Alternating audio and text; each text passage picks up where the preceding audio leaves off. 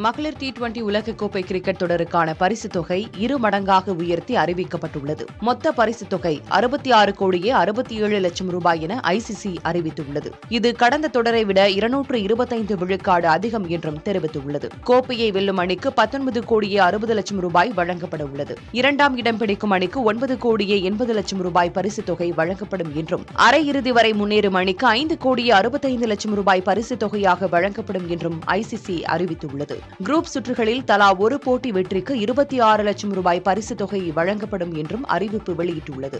வங்கதேசத்தில் நடைபெறவிருந்த மகளிர் T20 உலகக்கோப்பை தொடர் அங்கு நிலவும் வன்முறை காரணமாக ஐக்கிய அமீரகத்தில் அக்டோபர் 3ஆம் தேதி தொடங்கி 20ஆம் தேதி வரை நடைபெறவுள்ளன. பிரபல மலையாள நடிகரான சியான் நிகம் தமிழில் அறிமுகமாகும் மெட்ராஸ்காரன் படத்தின் முதல் பாடல் இன்று மாலை 6 மணிக்கு வெளியாகியுள்ளது. இதற்கான முன்னோட்டத்தை படக்குழுவினர் வெளியிட்டனர். மலையாளத்தில் கும்பளங்கி நைட்ஸ், இஷ்க், ஆதி எக்ஸ் போன்ற படங்களில் நடித்து பிரபலமான ஷேன் நிகம் தற்போது தமிழில் மெட்ராஸ்காரன் என்ற படத்தில் நடித்து வருகிறார்.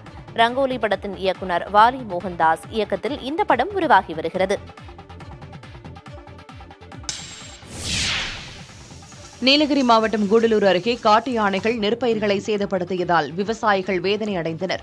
முதுமலை புலிகள் காப்பக வனப்பகுதி எல்லையில் உள்ள தொரப்பள்ளி, புத்தூர் வயல், குனில் வயல், தேன் வயல் உள்ளிட்ட கிராமங்களில் நெற்பயிர் சாகுபடி செய்யப்பட்டுள்ளது. இந்த பகுதியில் முகாமிட்டுள்ள காட்டு யானைகள் தொடர்ச்சியாக விளைநிலங்களுக்குள் புகுந்து பயிர்களை சேதப்படுத்தி வருகின்றன. இதனால் விவசாயிகள் பெரும் நஷ்டத்தை சந்தித்து வருகின்றனர். வனத்துறையினர் உரிய நடவடிக்கை எடுத்து காட்டு யானைகளை வனத்திற்குள் அனுப்ப நடவடிக்கை எடுக்க வேண்டும் என அந்த பகுதி விவசாயிகள் வலியுறுத்தி வருகின்றனர்.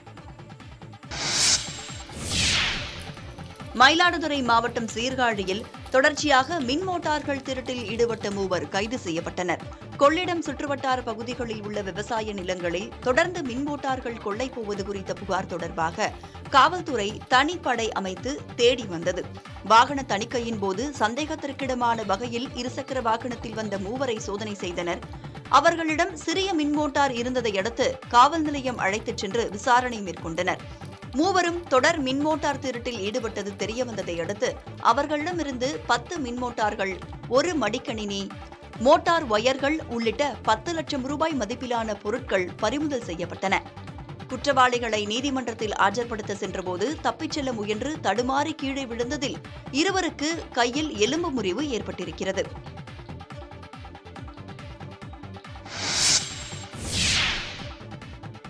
அமெரிக்காவுக்கு வரும் பிரதமர் நரேந்திர மோடியை சந்திக்க இருப்பதாக டொனால்டு டிரம்ப் தெரிவித்துள்ளார். மெக்சிகன் மாகாணம் பிளின்ட் நகரில் குடியரசுக் கட்சி சார்பில் நடைபெற்ற நிகழ்ச்சி ஒன்றில் பங்கேற்று உரையாற்றிய டிரம்ப், அமெரிக்கா இந்தியா இடையிலான வர்த்தக உறவுகளில் மிகப்பெரிய துஷ்பிரயோகம் செய்யும் நாடாக இந்தியா இருந்து வருவதாக விமர்சனம் செய்தார். இந்தியாவை விமர்சித்த போதிலும் பிரதமர் நரேந்திர மோடி மிகவும் அற்புதமான நபர் என்று டிரம்ப் புகழாரம் சூட்டினார். பிரதமர் மோடியை சந்திக்க இருப்பதாக டிரம்ப் தெரிவித்துள்ள நிலையில் இந்த சந்திப்பு எங்கு நிகழும் என்பது குறித்து தெரிவிக்கப்படவில்லை. குவாட் கூட்டமைப்பின் உச்சிமாநாட்டில் பங்கேற்க அமெரிக்காவுக்கு வரும் 21ஆம் தேதி செல்லும் பிரதமர் மோடி டெலவேர் மாகாணத்தில் அமெரிக்க அதிபர் ஜோ பைடன் உள்ளிட்ட கூட்டமைப்பு நாடுகளின் தலைவர்களை சந்திக்க உள்ளார். இதற்கிடையே டிரம்புடனான சந்திப்பு நிகழ இருப்பது முக்கியத்துவம் வாய்ந்த ஒன்றாக பார்க்கப்படுகிறது. புரட்டாசி மாத பௌர்ணமியை முன்னிட்டு அண்ணாமலையார் கோவிலில் கிரிவலம் முடித்த பக்தர்கள் சொந்த ஊர் திரும்புவதற்காக ரயில் நிலையத்தில் குவிந்ததால் கூட்ட நெரிசல் ஏற்பட்டது. ஒவ்வொரு மாத பௌர்ணமிக்கும் பல்வேறு மாவட்டம் மற்றும் மாநிலங்களைச் சேர்ந்த பக்தர்கள் திருவண்ணாமலையில் தரிசனம் செய்ய குவிந்து வருகின்றனர். அந்த வகையில் புரட்டாசி மாத பௌர்ணமியை ஒட்டி லட்சக்கணக்கான பக்தர்கள் விடிய விடிய கிரிவலம் மேற்கொண்டனர். திருவண்ணாமலை மாவட்டத்திற்கு வருகை தரும் பக்தர்களின் வசதிக்காக சிறப்பு பேருந்துகளும் சிறப்பு ரயில்களும் மாவட்ட நிர்வாகத்தின் சார்பில் இயக்கப்பட்டது. இந்த நிலையில் பக்தர்கள் தங்கள் சொந்த ஊர்களுக்கு செல்வதற்காக திருவண்ணாமலை ரயில் நிலையத்தில் குவிந்தனர். இதனால் ரயில் நிலையம் முழுவதும் பக்தர்களின் கூட்டம் நிரம்பி வழிந்தது. ஏராளமானோர் ரயில்களை முண்டியடித்துக் கொண்டு ஏற முற்பட்டதால் கூட்ட நெரிசல் ஏற்பட்டது. மாதந்தோறும் பௌர்ணமி தினத்தன்று ரயில்களில் கூட்டம் அலைமோதுவது வழக்கமாகியுள்ளதால் பக்தர்களின் வசதிக்காக கூடுதல் ரயில்களை இயக்க வலியுறுத்தப்பட்டுள்ளது.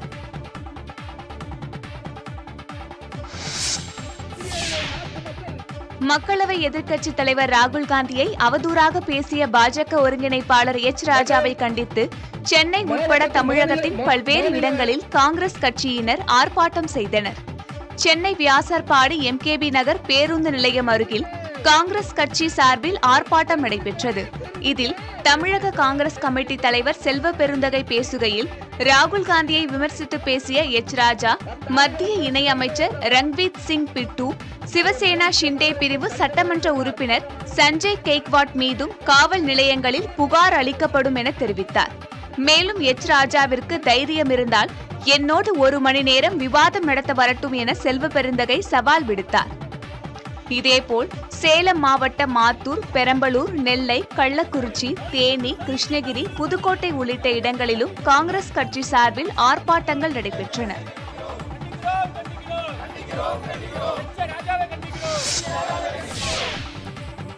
திருச்சியில் தனியார் தொலைக்காட்சி செய்தியாளர்கள் மீது தாக்குதல் நடத்திய நிகழ்வு அதிர்ச்சியை ஏற்படுத்தியுள்ளது. திருச்சி வாத்தலை பகுதியில் கள்ளச்சந்தையில் மதுபானம் விற்றது தொடர்பான செய்தியை வெளியிட்டதால் தாக்குதல் நடத்தப்பட்டதாக புகார் அளிக்கப்பட்டுள்ளது.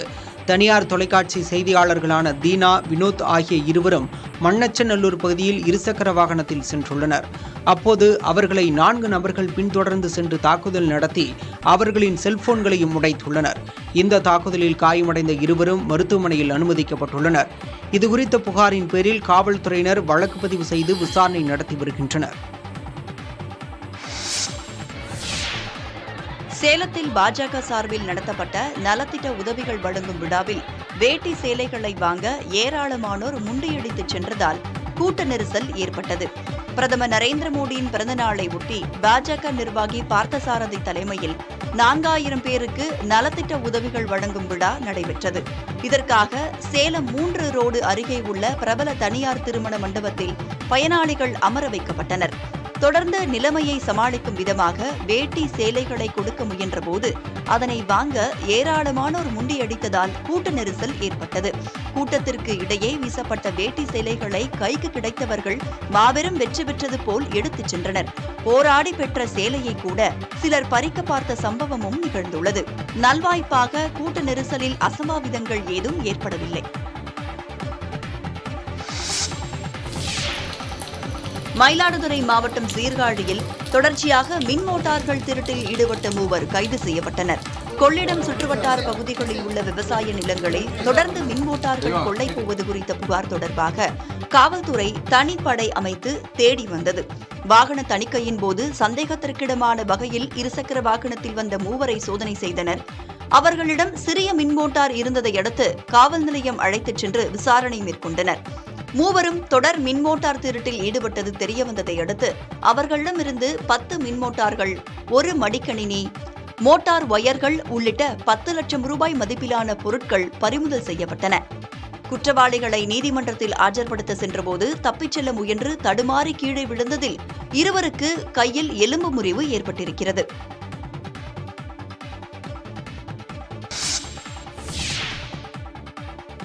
இந்தியா மற்றும் வங்கதேசம் இடையேயான டெஸ்ட் போட்டிக்காக 2 அணி வீரர்களும் சென்னை சேப்பாக்கம் மைதானத்தில் பயிற்சி மேற்கொண்டு வருகின்றனர். இந்தியாவுக்கு சுற்றுப்பயணம் மேற்கொண்டுள்ள வங்கதேச கிரிக்கெட் அணி 2 டெஸ்ட் போட்டிகள் கொண்ட தொடரில் முதலில் விளையாட உள்ளது. இதன் முதல் போட்டி சென்னை சேப்பாக்கம் மைதானத்தில் நாளை மறுநாள் தொடங்குகிறது. இதற்காக இந்திய வீரர்கள் விராட் கோலி, ஜடேஜா, அஸ்வின் உள்ளிட்டோர் தீவிர பயிற்சி மேற்கொண்டு வருகின்றனர். அதேபோல் வங்கதேச வீரர்களும் பயிற்சி மேற்கொண்டு வருகின்றனர். நீண்ட இடைவேளைக்கு பிறகு இந்திய அணி டெஸ்ட் போட்டியில் விளையாட உள்ளது. பாகிஸ்தானுக்கு எதிராக வெற்றி பெற்ற உற்சாகத்தில் வங்கதேசம் உள்ளது. இதனால் இந்திய அணிக்கும் சவாலாக அமையும் என ரசிகர்கள் எதிர்பார்ப்பில் உள்ளனர். தர்மபுரியில் காவிரி நீர்பிடிப்பு பகுதிகளில் மழை குறைந்ததால் காவிரி ஆற்றில் தொடர்ந்து நீர்வரத்து சரிந்து வருகிறது. தொடர் கனமழையால் தமிழக எல்லையான பிலிகுண்டலுவுக்கு நீர்வரத்து வினாடிக்கு 18,000 கனஅடி வரை அதிகரித்து வந்துள்ளது. கடந்த சில நாட்களாக காவிரி நீர்பிடிப்பு பகுதிகளில் மழை குறைந்ததால் காவிரி ஆற்றில் நீர்வரத்து மீண்டும் சரிந்து வருகிறது. இன்றைய நிலவரப்படி தமிழக எல்லையான பிலிகுண்டலுவுக்கு நீர்வரத்து தொடர்ந்து சரிந்து வினாடிக்கு 6,000 கனஅடியாக குறைந்துள்ளது. தொடர்ந்து 3வது நாளாக நீர்வரத்து சரிந்து வந்தாலும் ஒகேனக்கல் பிரதான அருவி, ஐந்தருவி உள்ளிட்ட அருவிகளில் தண்ணீர் ஆர்ப்பரித்து கொட்டுகிறது.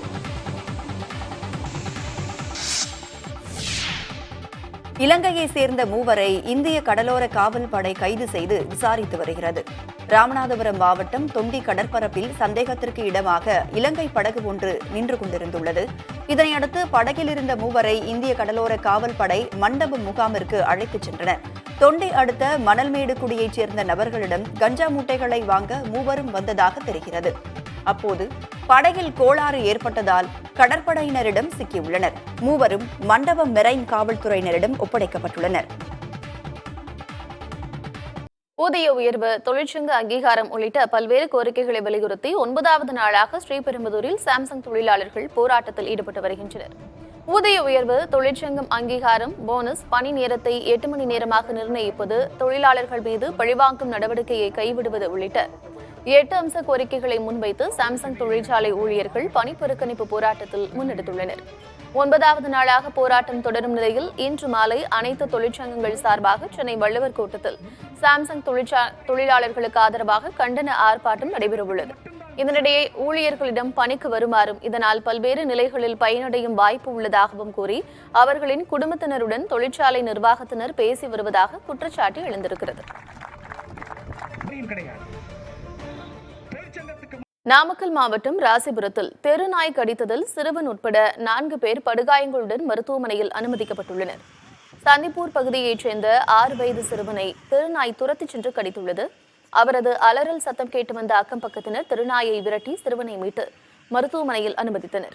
இதேபோல குட்லாடம்பட்டி பகுதியைச் சேர்ந்த பழனியம்மாள் என்பவர் தனது மகனுடன் 2 சக்கர வாகனத்தில் சென்று கொண்டிருந்த போது அங்கிருந்த நாய் கடித்துள்ளது. மேலும் சாலையில் சென்றவரையும் திருநாய் கடித்ததில் 3 பேர் காயங்களோடு ராசிபுரம் அரசு மருத்துவமனையில் அனுமதிக்கப்பட்டுள்ளனர். கடந்த சில தினங்களாகவே திருநாய்களின் தொல்லை அதிகமாக இருப்பதால் அதனை கட்டுப்படுத்த நடவடிக்கை எடுக்குமாறு வலியுறுத்தியுள்ளனர்.